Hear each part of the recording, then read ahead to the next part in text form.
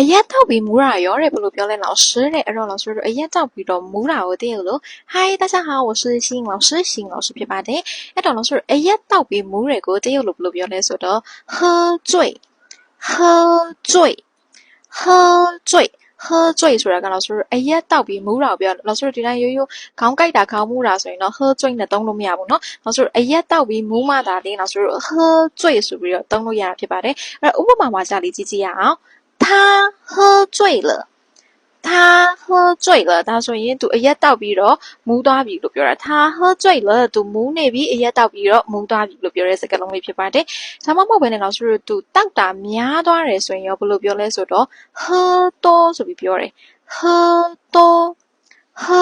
多喝多ဆိုတာက老师တောက်တာများသွားတာကိုပြောတာဥပမာ他喝多了他喝多了他喝多了ဆိုရင်သူတောက်တာများသွားပြီလို့ပြောတယ်သူအရက်တောက်တာများသွားပြီလို့ပြောချင်တာပေါ့နော်他喝多了သူတောက်တာများသွားပြီ